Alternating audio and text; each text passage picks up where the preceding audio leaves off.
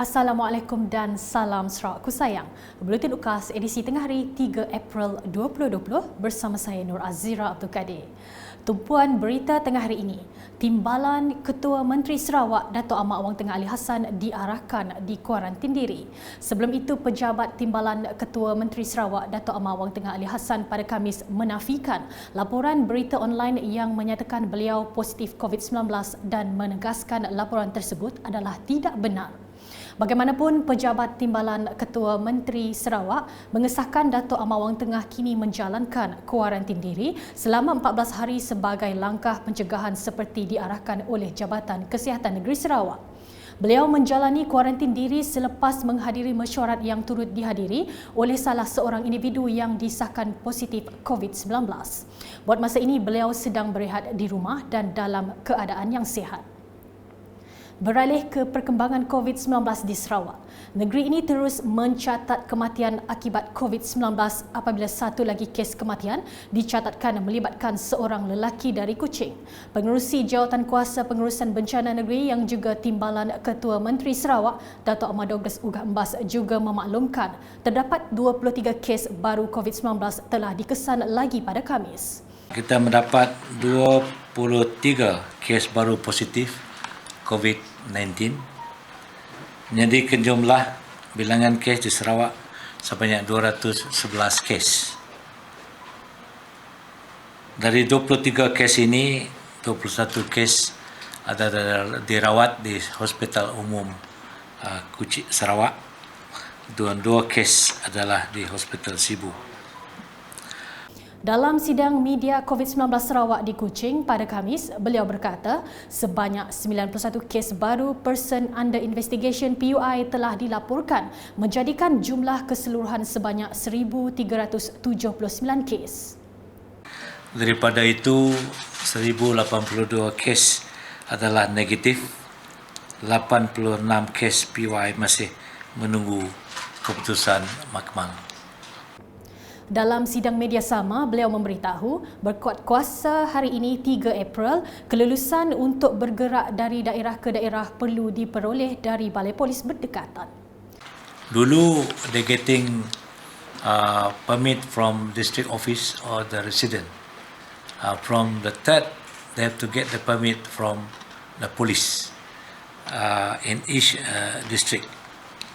Dalam perkembangan yang sama, Dato' Ahmad Douglas menjelaskan penduduk di kawasan luar bandar diberikan kelonggaran dalam mengguna pakai Akta Pencegahan dan Pengawalan Penyakit Berjangkit 1988. Tapi pada hari ini kita nak menyentuh satu perkara di mana disyaratkan bahawa untuk membeli makanan, keperluan harian, ubat atau penukar diet, pergerakan hendaklah hanya ke satu tempat di dalam radius yang tidak melebihi 10 km dari kediamannya atau ke satu tempat yang paling hampir dengan kediamannya dan tidak boleh disertai mana-mana orang lain melainkan jika adalah sesuatu munasabah perlu baginya untuk disertai mana-mana orang.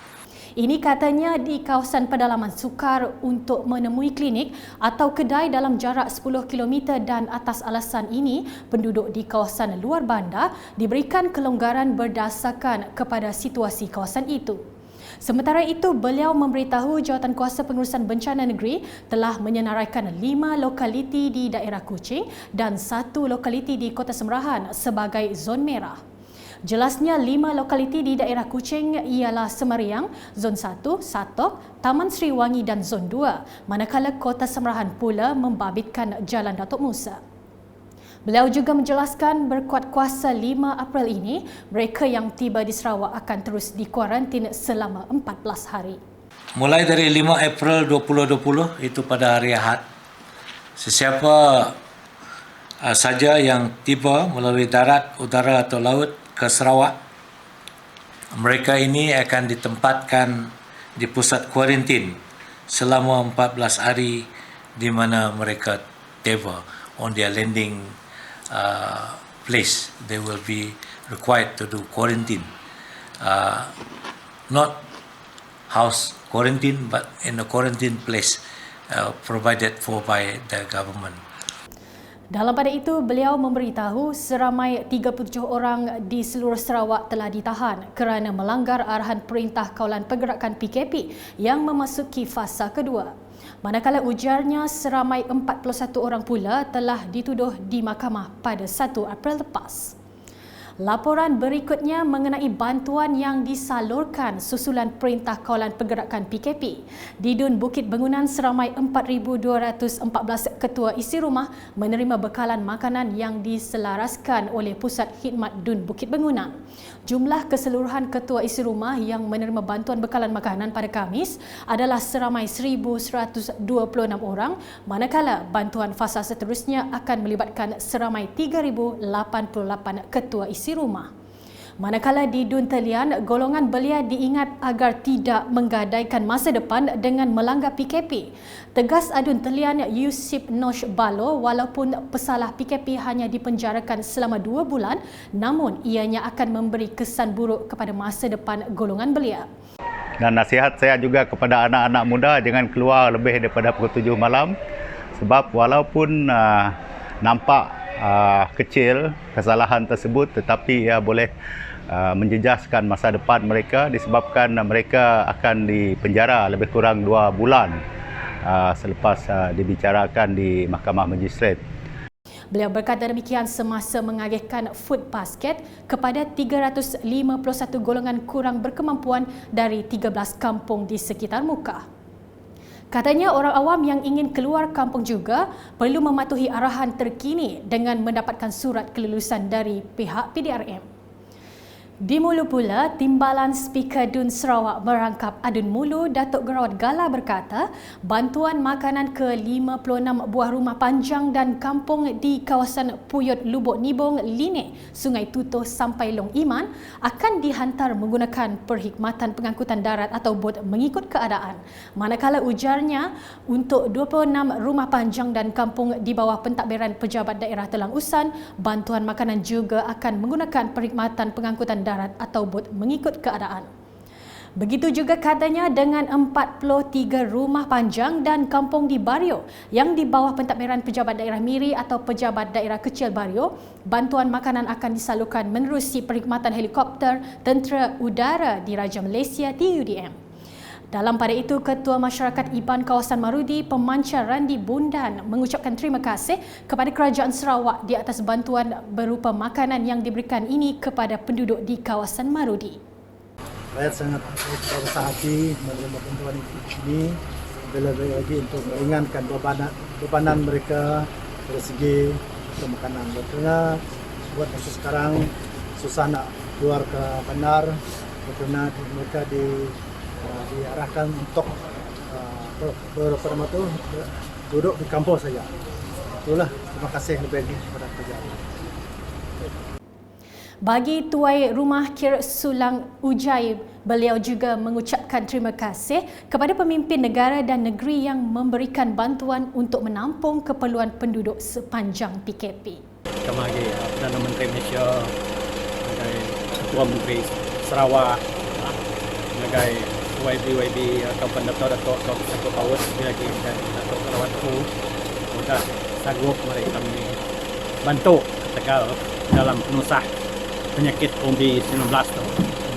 Maka mereka terima kasih dari jabatan-jabatan untuk masyarakat.